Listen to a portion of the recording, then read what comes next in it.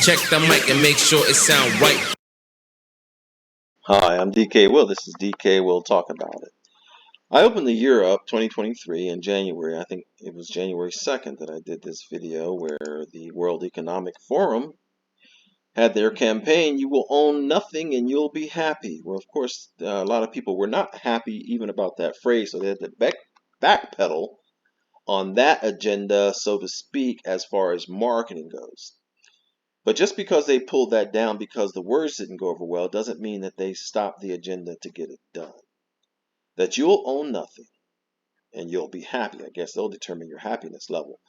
But the you own nothing part, they're working really hard at that. And I'm going to show some of the ways that they are doing it. And hopefully by the time I get through this video, I'll also come up with some ways that we can protect ourselves against it. If not, I will humbly say so.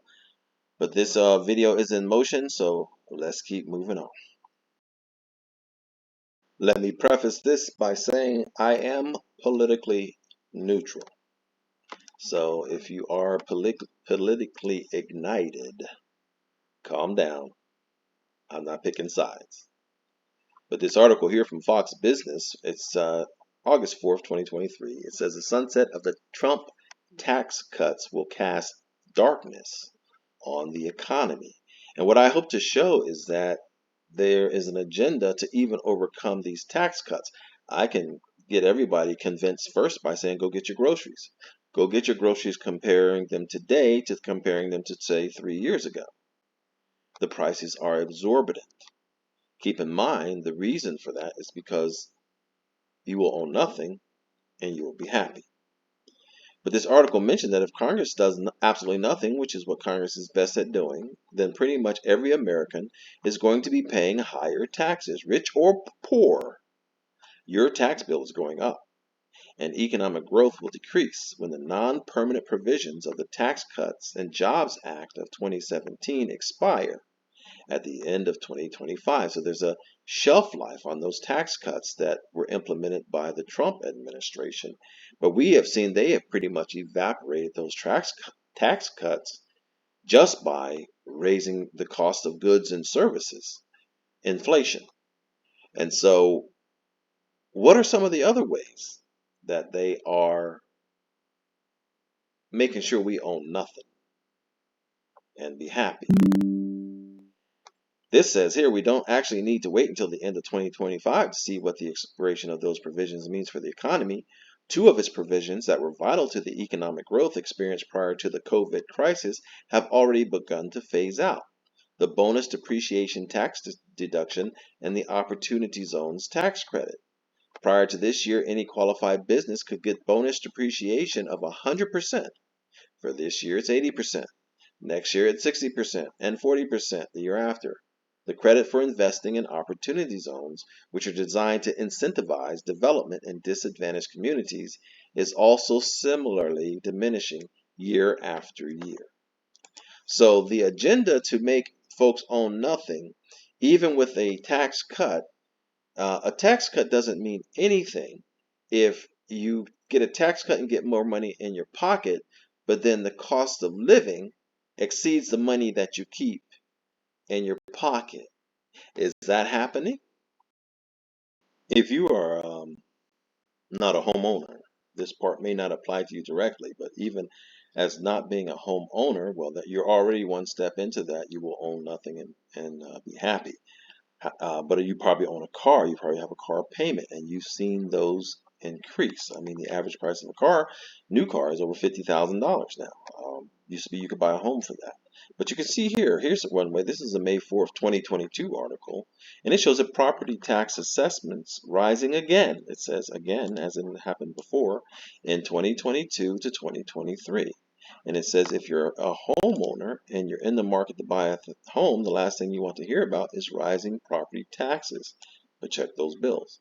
So if you're a homeowner and you pay a mortgage, which most people do, and your taxes go up, say from $1,200 to say $1,800, we'll say, I'm just pulling these numbers out of the wind, that's a 50% increase in your tax bill. And if you break it down, that's a $50 increase on your mortgage payment. That's assuming that the other portion of mortgage payments don't go up, which is property insurance. But see, property insurance is also going up. Property insurance is going up or away from many for in a brewing crisis. There's a storm brewing in the property insurance markets. Companies and consumers alike are starting to feel it. BlackRock Larry Fink last month that not enough attention is being paid to the fact that major insurance companies are fleeing, in this case California and Florida, because they cannot raise rates high enough to meet returns. So the bottom line here, folks, is if you own a home and your taxes go up, and you own a home and your insurance goes up, then your mortgage goes up.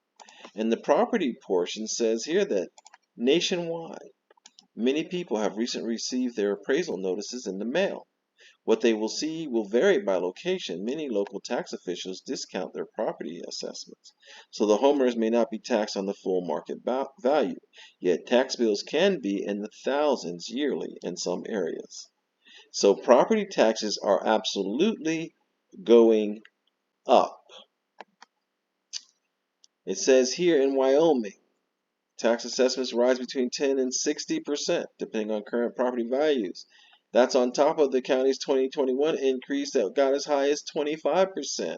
So adding 25% on, say I put it in the middle, 45%, you can see how that begins to add up quickly. And in doing so, guess what happens? You will own nothing. And I don't think you will be happy. So what we have here is a genuine personal example of the cost of living trying to make us own nothing and be happy. It's the tax assessment for the property I live in here in Missouri in the United States of America. And you can see the 2022 assessment was $1963 and change. And then it jumped to $3,036 roughly dollars for the coming year. Folks, that was more than 54.6%. 54.6% increase. Put it in layman terms, how most of us live, it's an $89+ increase on my cost of living bill on my mortgage. So is it happening in the United States that they are trying to make you own nothing? We know that homeless rates are going up. We know that drug use rates are zombie cities all over the place. We know that the cost of groceries are going up. We've seen that the cost of insurance is going up. Money gets tighter. People start losing their homes. And they own nothing. I'm not so sure that makes anyone happy. I don't think you're going to be happy owning nothing. I guess you could be happy owning nothing. Because our happiness is really not tied to our possessions.